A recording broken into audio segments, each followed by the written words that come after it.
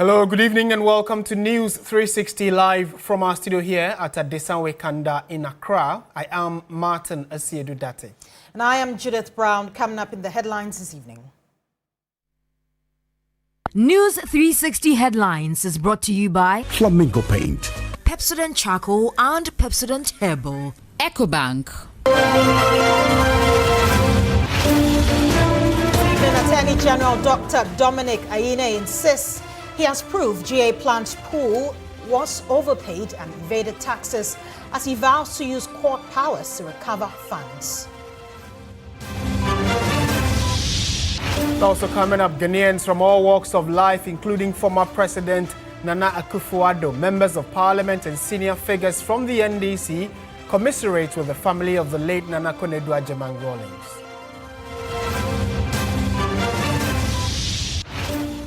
Also coming up, National Tripartite Committee expected to conclude negotiations on the new daily minimum wage next week.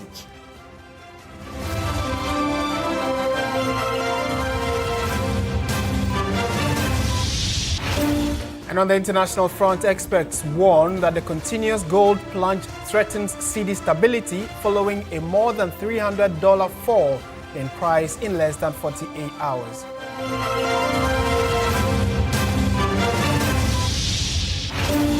And in international news, Ivory Coast President Alassane Ouattara seeking a fourth term in Saturday's elections, vowing to build on nearly a decade and a half of consistent growth.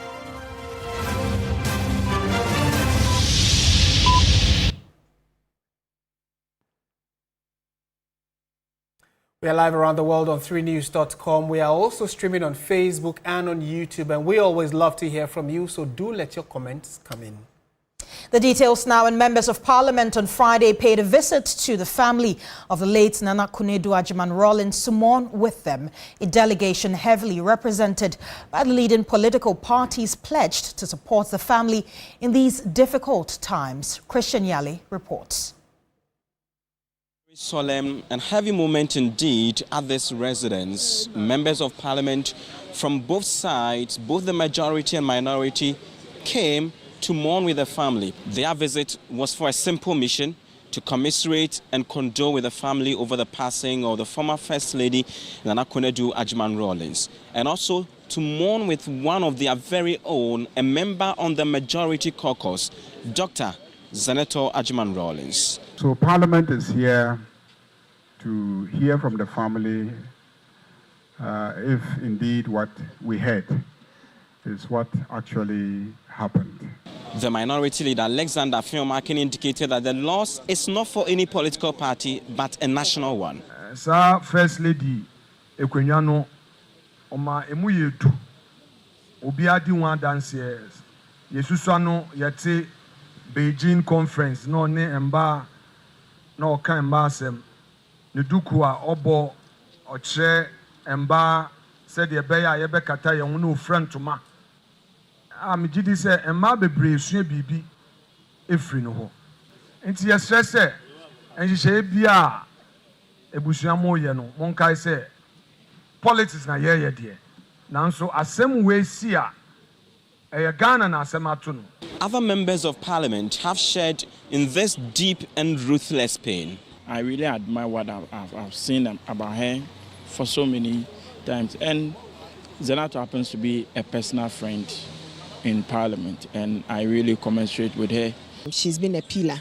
She played her part, she's paid her bit, and I believe that as we gather to mourn her, her life will continue to be an inspiration to all of us, especially the young ones. She will forever be remembered for some of the enduring laws that we have passed to anchor what she believed in.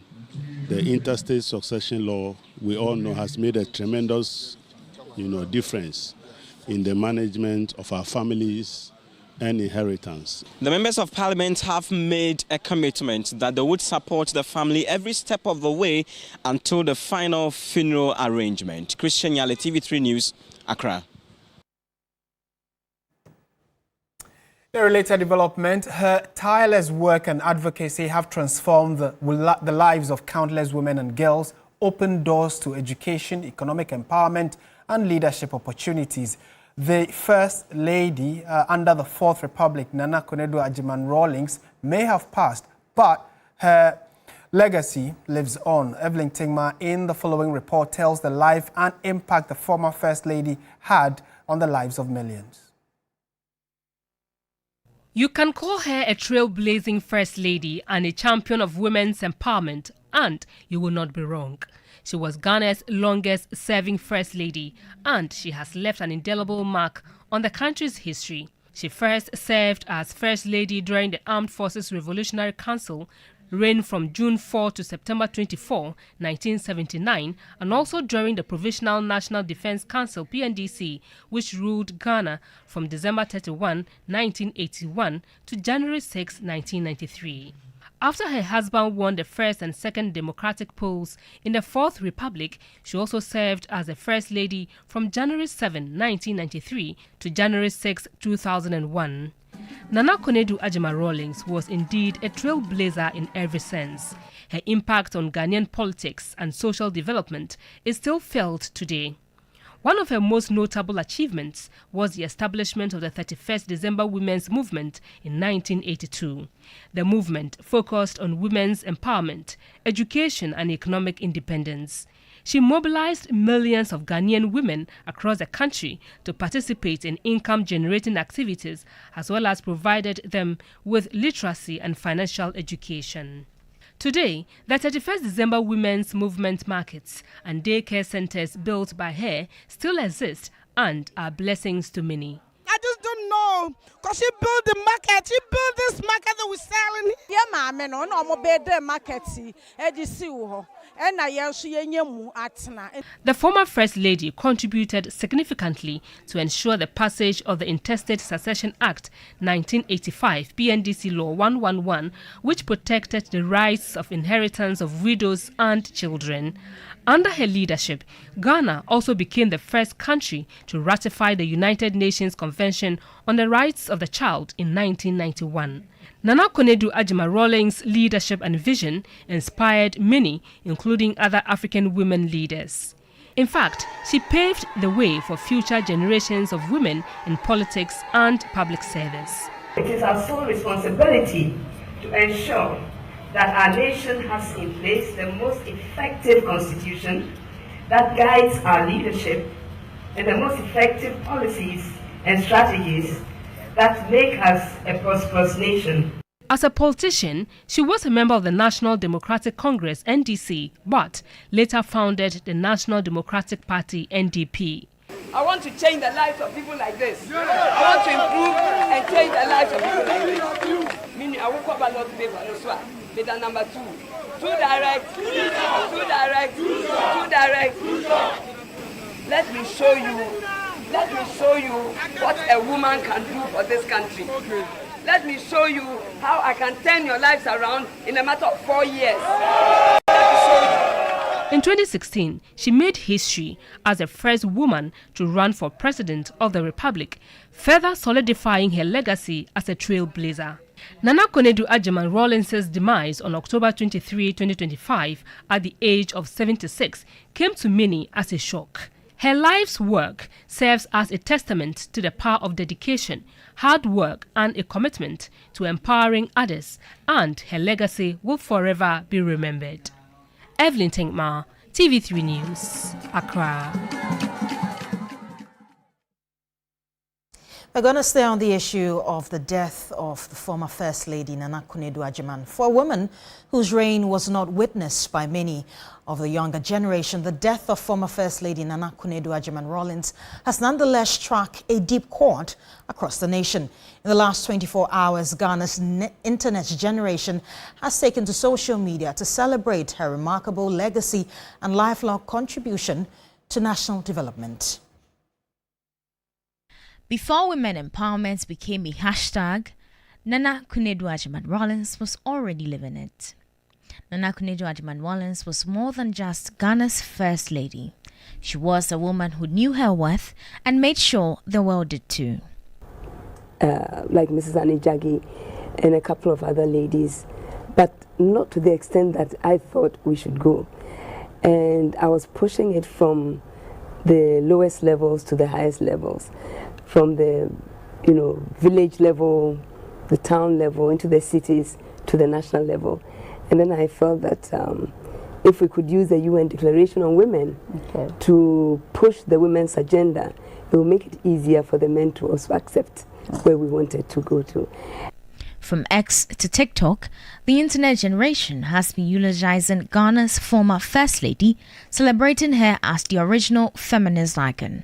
The First Lady who did more than smile, and the blueprint for women who lead with confidence.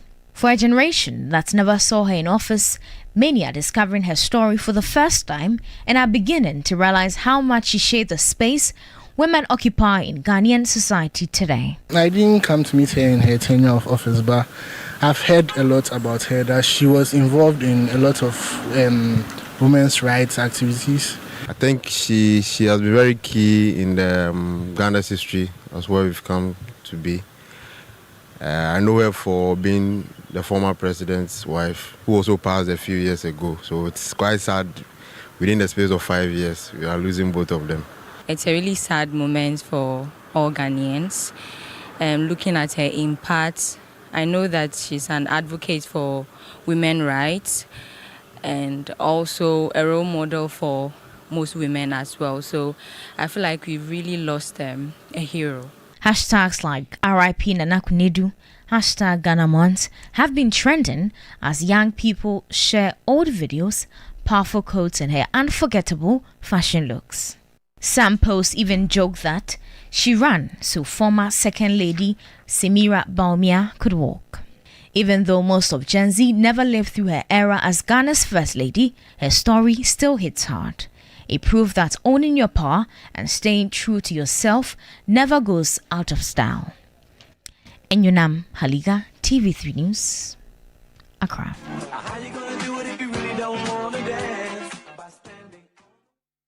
And as much as it is sad that she is gone, we need to celebrate that she lived with us, and some of us were fortunate to have seen what she did while she was the First Lady.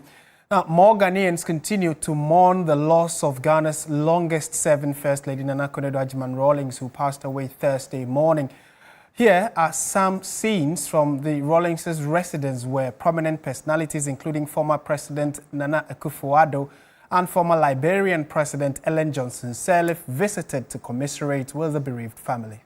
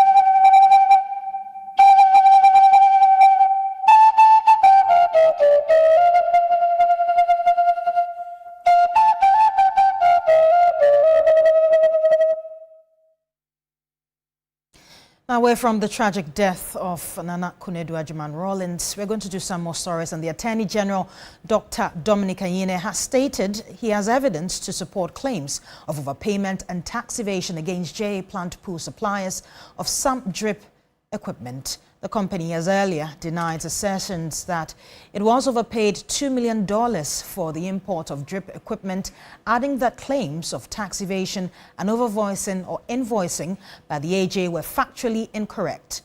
But reacting to the statement by JA Plant Pool, Dr. Yine hinted he will ensure the company makes the refunds and, if possible, by invoking the powers of the court to compel the company to do so. At the appropriate time, I will respond. I'll respond. Okay. But they make the case that all your claims are not true about overpayment, tax evasion, and the rest. We have investigated and we have the evidence. So if they are making that claim, we'll come out with the truth. What I said, I stand by what I said. All right. And if they want, to challenge it, they can do so. And then if they are not conforming to the demand that I've made, I have the courts to help me to do so.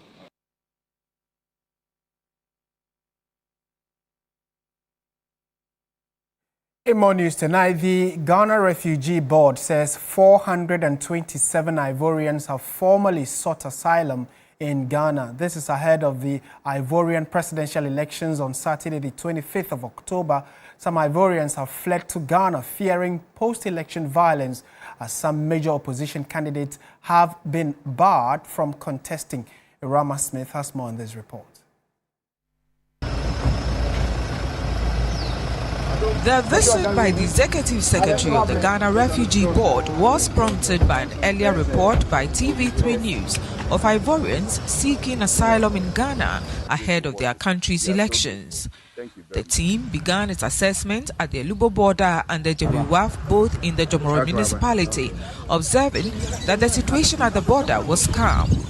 The Executive Secretary of the Ghana Refugee Board, Nana Asare-Bediako, who clarified that they could only account for those who have formally sought asylum, stated that as of the latest update, 427 individuals had formally registered with the intention of seeking asylum. As of today, we have about 427 asylum seekers.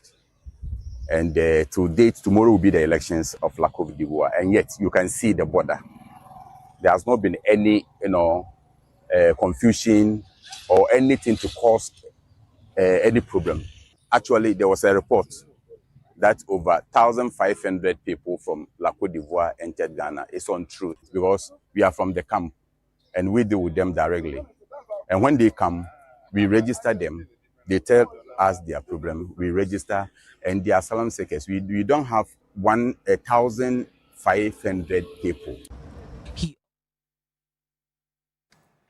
We're staying on the subject matter because Ivory Coast's President Alassane Ouattara is seeking a fourth term to run again, and that election will be on Saturday, the 25th of October. In fact, tomorrow, that is. Mr. Ouattara has vowed to build on nearly a decade and a half of consistent growth, while critics denounce what they describe as a concerted bid by his government to stamp out dissent. The election in the world's biggest cocoa producer pits Ouattara, 83 years old, against two former government ministers, as well as the ex-wife and former spokesperson for the predecessor, Laurent Gbagbo. Ouattara is the only candidate with the backing of the strong political party, making him the clear favorite. And from what's been happening, we are told that it's not as there's some level of tension building up in the country ahead of tomorrow. Let's see what this even means for the entire sub-region and Ghana specifically, because we share a border with them, and the security concerns that are already coming up. Dr. Victor Doke is a lecturer at the Kofi Annan International Peacekeeping Training Center and a security analyst. Doc, good evening. Thank you for your time. Thank you very much, Martin, for having me. Good day to you too. Right. What would your reading be of the current security situation in Ivory Coast ahead of tomorrow's election? Yeah, thank you very much. I had an opportunity to talk to one or two friends there who are, domiciled over there.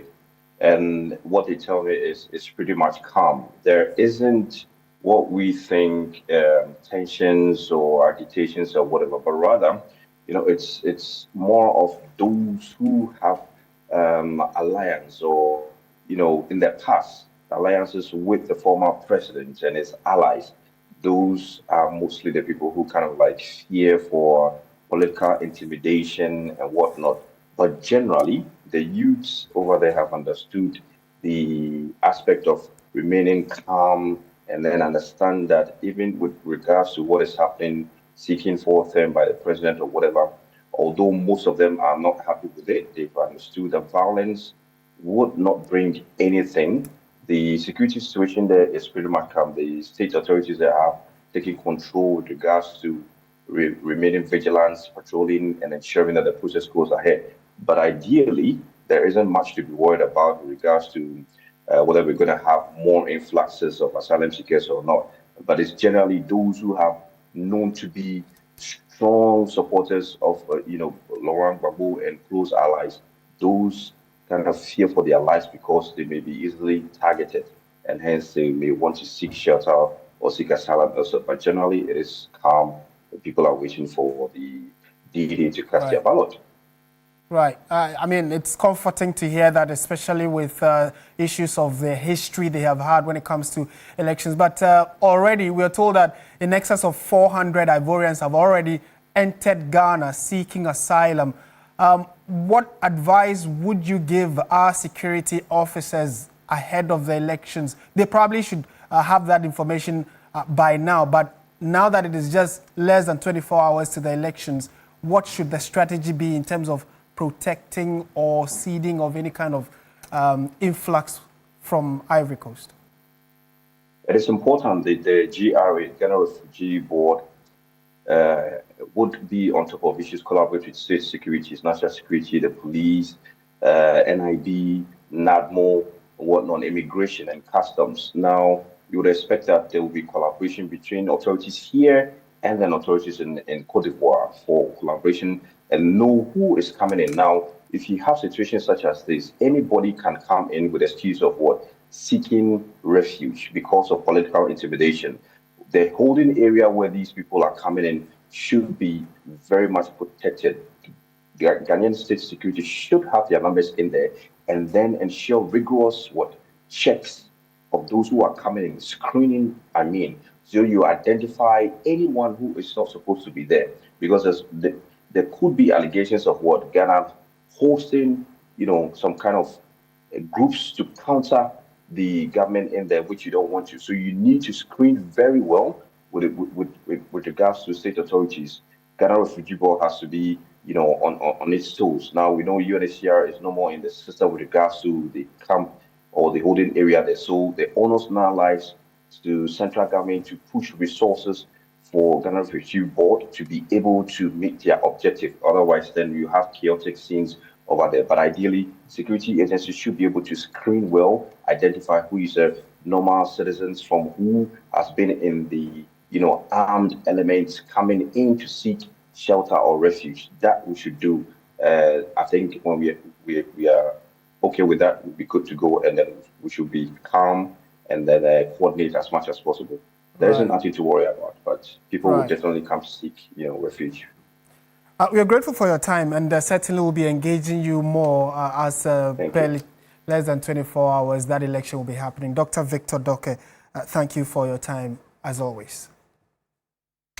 And other news tonight, the National Tripartite Committee is expected to conclude negotiations on the new daily minimum wage next week. Sources close to the talks say Labour representatives are pushing for an increase of more than 10%.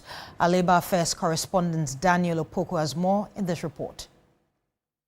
The National Tripartite Committee is set to announce the daily minimum wage next week. Members of organized labor on the committee are pushing for a higher increase than the current 10%. But government and employers are once again raising concerns about the IMF program and other economic indicators.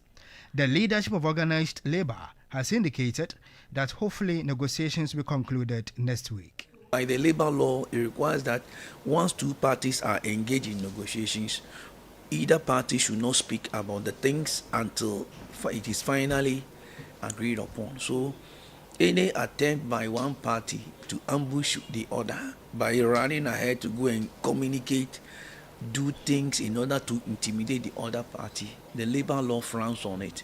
So once we are at the table negotiating, and to the extent that the negotiations have not broken down, let us leave it like that. I'm a negotiator, so I don't put my figures out in the public domain. And I also don't expect the government to put its figures in the public domain. It is in the negotiation room that you tango. After the minimum wage negotiations, organized labor and government will proceed to begin talks on the base pay. Let's turn attention to security matters. Police Inspector Ahmed Chumesi, who killed his girlfriend earlier this year, will spend the rest of his life in prison. A Kumasi High Court handed him a life imprisonment sentence on Thursday. There's more in this report. In the courtroom, Inspector Chumesi stood motionless as the judge pronounced the sentence.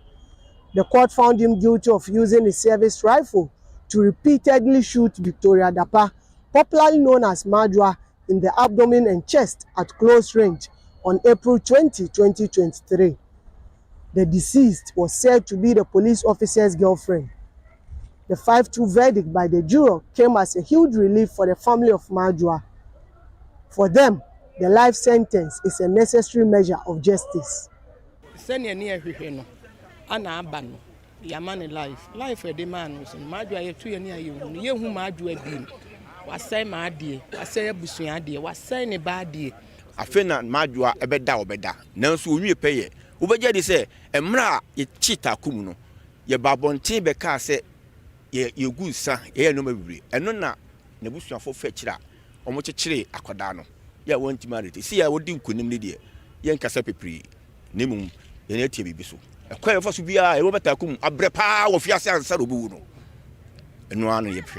Majwa, a young woman with a future ahead of her, was remembered by friends as ambitious and full of life. While the life sentence cannot return a beloved daughter and a friend to a family, they believe that it sends a message that no one is above the law. The verdict brings a somber close to a case that has captivated and horrified the nation. A tragic narrative of an officer who turned his state-issued weapon on a woman he claimed to love. The Defense Counsel has 1 month to file for an appeal. Ibrahim Abubakar, TV3 News, Kumasi. You're still watching News 360 right here on TV3. We'll go for our very first break. We'll be back with more news. Do stay with us.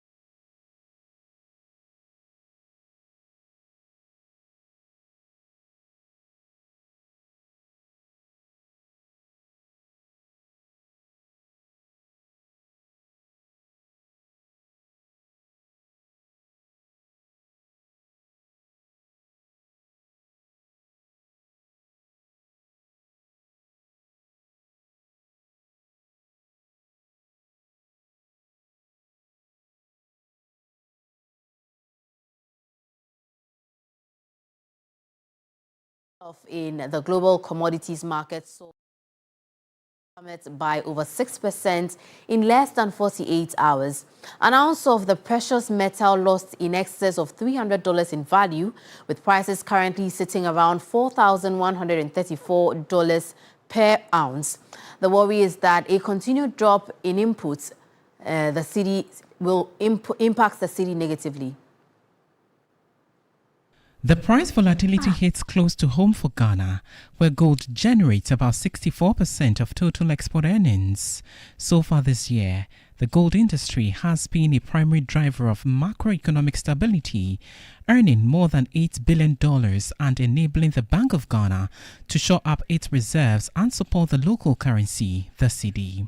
Finance and tax expert Nelson Kujoku-Agbeji warned that if the downward trend persists, the nation risks a significant decline in its reserves. The reduction in the price of gold per ounce is just a corrective measure, because anytime a price of a commodity rises sharply, which is a bit artificial, the price has to correct itself. The marginal reduction in the price of gold is not a worry at all, even though when it continues that way, it's going to impact negatively on our gross international reserve.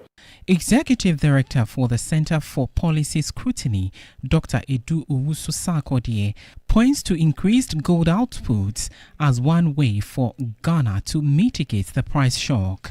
The drop in the price of gold, Ghana can still benefit if we increase volume. You get the numbers by multiplying the price by the quantity that we produce. So if the price is dropping, you can still increase the volume and you will still get the value. Crucially, both analysts agreed that the long-term solution lies in a structural shift towards value addition exports.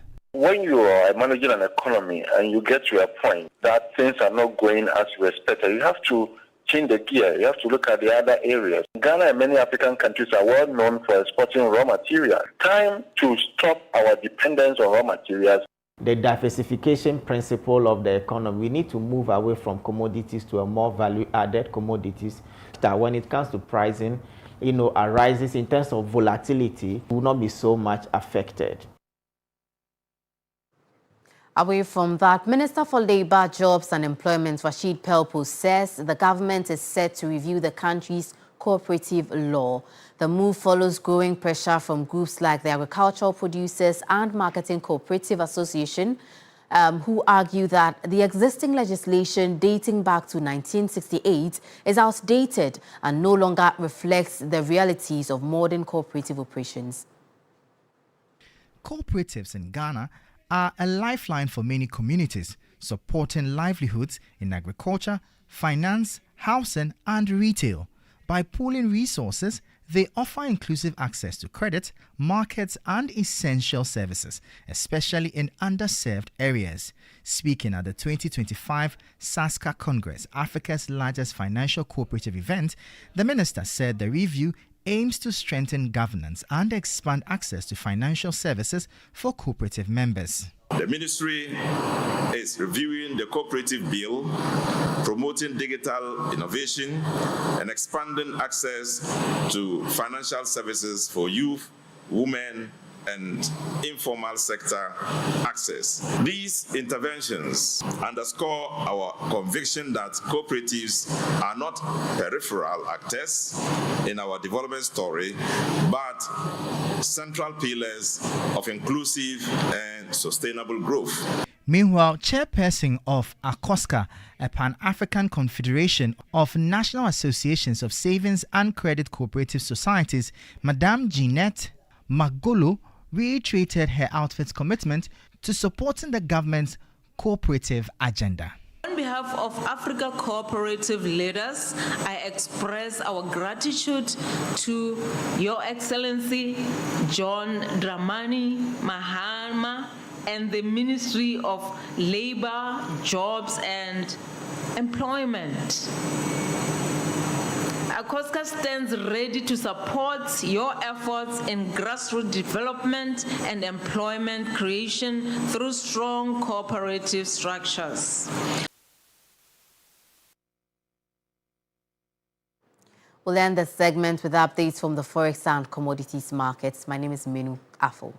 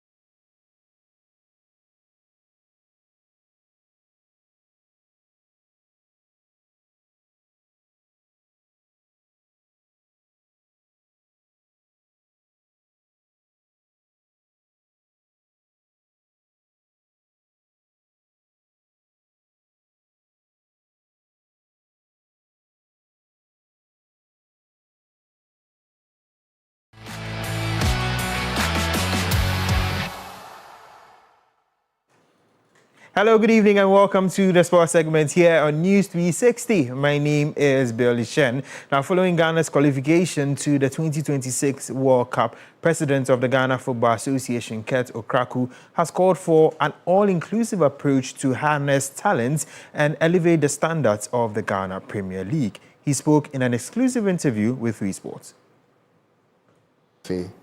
In developing the domestic game, in giving visibility to the domestic game, and making sure that players who play locally also have the belief that they can compete at any level. Okay, Benjamin Asare has shown that when given the chance, he can compete. Let's go back to yesteryears, the likes of Amar Senegal, Salif Wansa, may he rest in peace, and co, playing the domestic. Habib Sheila Eliasu competed at the highest level of football when they were competing for King Faisal and Kotoko, etc. So it can be done. It can be done, and it takes good team effort, clear vision, support, logistics in terms of logistics to get everybody in tune with what we have to do. And again, I'm saying that Morocco has shown it, Cape Verde have shown it, Comoros have shown, and a lot more. So we have to be strategic in this and look at the key niche areas that we need. So for example, I'm very quick to react when I receive a phone call that there's a striker somewhere, for example. Because it's a problem area. It's a problem area, okay. And I mean, we just had a meeting with my team here who are responsible for the GFA Elite Academies, and what my expectations are of them, because this is a key strategy by the FA in talent identification and talent development. Moving on to some other stories, Minister for Government Communications, Felix Ofosu-Kwakye, has cautioned against dismissing Black Stars head coach Otuado, describing such a move as unfortunate ahead of the 2026 FIFA World Cup. He made this comment while speaking in Parliament. I believe that these calls are a bit unfortunate and they are misplaced, because the man who has guided us to this qualification in stellar fashion is best placed to prepare the team for the competition itself. Because the way national teams work these days, there's hardly any time for the team to camp for an extensive period in order to hone their tactics and prepare for the competition itself. So it will be a tragic mistake to dismiss the coach and hire a new person who will have very little time to prepare the team. The competition is in about 7 months, but in between that period, the team will not be camping for more than 3 or 4 occasions. And that time is simply too short for any experimentation.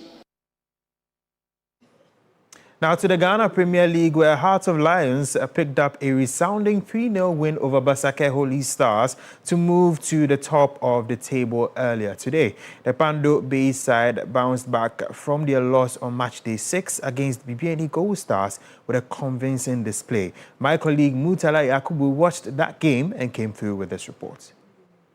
Day 7 of the Ghana Premier League has given us a lot of entertainment here at the Pando Sports Stadium, where Heart of Lions came out victorious against Basake Holy Stars. At 3-0, it ended for the Akpini boys. Now, Heart of Lions needed to bounce back to winning ways after losing match day 6 against BBNE Gold Stars, and they did that against struggling Basake Holy Stars. It took them about 40 minutes before they got on target, with former Heart of Folk winger Kwejo Obeng Jr. opening the scoreline for them. And then, just before the halftime whistle, we had Michael Efson, who came under heavy criticism at Gold Stars for missing chances, also scoring the second one for them to make it 2-0 before halftime. Now, after the recess, it took a while because Basake Holy Stars were dominating possession and creating all the chances, but goalkeeper Asempa made a mistake where he came out of his post, and Anthony Owusu just had the easier option of hitting the ball into an empty net to make it 3-0 for Heart of Lions. This means that Heart of Lions have now picked up their 4th win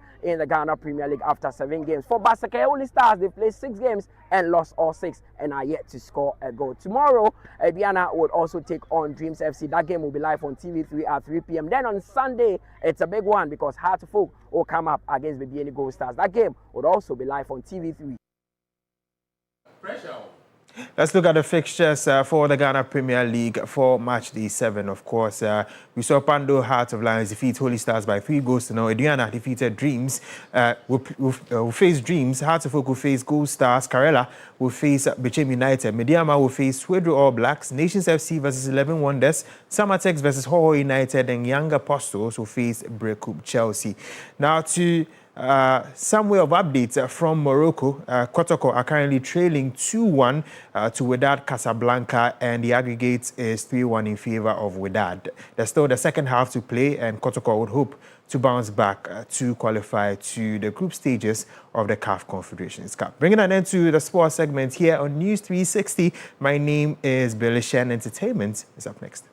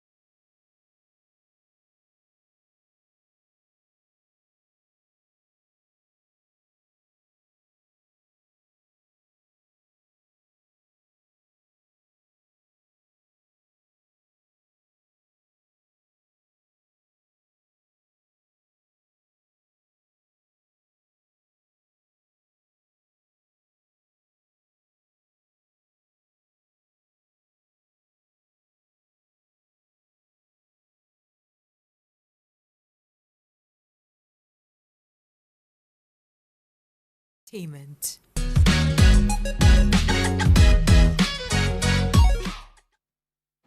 Well, good evening and welcome to the entertainment news segment here on News 360. My name is Noella Donko. Now, fast emerging Ghanaian Afrobeat artist Ella, born Stella Mensah, has called for support for female artists to thrive in the male-dominated music industry. Now, Ella believes that with the right support, mentorship, and investment, female artists can make significant contributions to the growth and diversity of Ghana's music scene.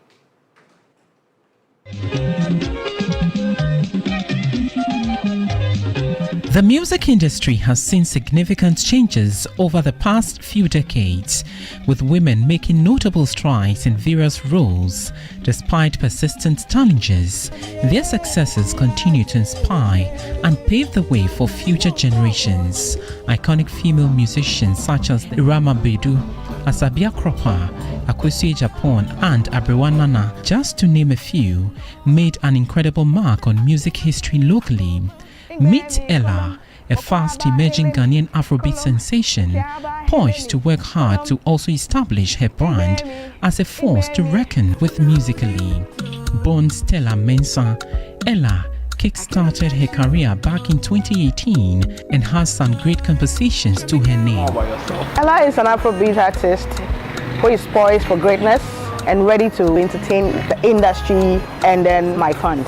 I've been in the industry for the past 7 years, but I feel like this is the time for me to shine.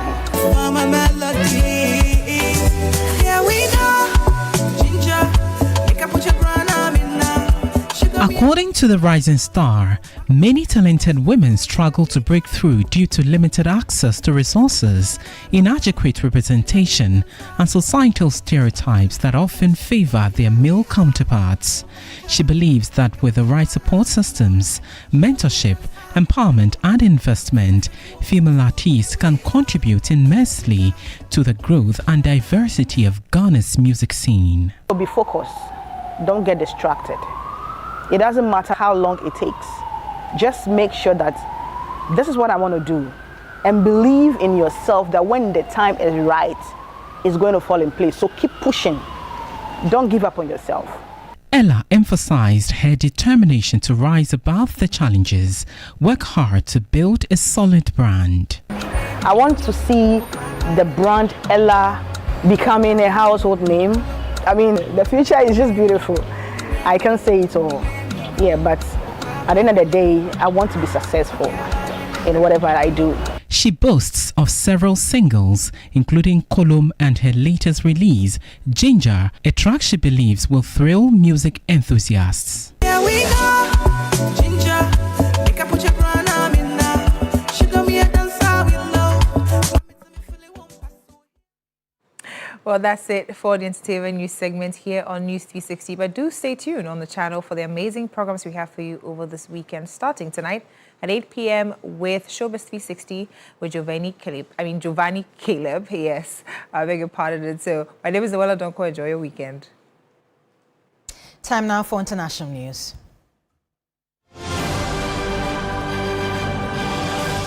Nigerian President Bola Tinubu has appointed new service chiefs in a sweeping overhaul of the country's military leadership, the presidency said on Friday, as part of effort to strengthen national scrutiny. The reshuffle comes amid persistent security challenges across Nigeria, including Islamist insurgencies in the northeast, armed banditry in the northwest, and separatist unrest in the southeast. General Olufemi Oluyede was named Chief of Defense Staff, replacing General Christopher Musa, who was appointed just over 2 years ago after Tinubu came into office. Major General W. Shaibu was appointed Chief of Army Staff. Air Vice Marshal S.K. Aneke has been named as Chief of Air Staff, while Rear Admiral I. Abbas has been named Chief of Naval Staff. Major General E.A.P. Undiendenge retained his position as Chief of Defense Intelligence.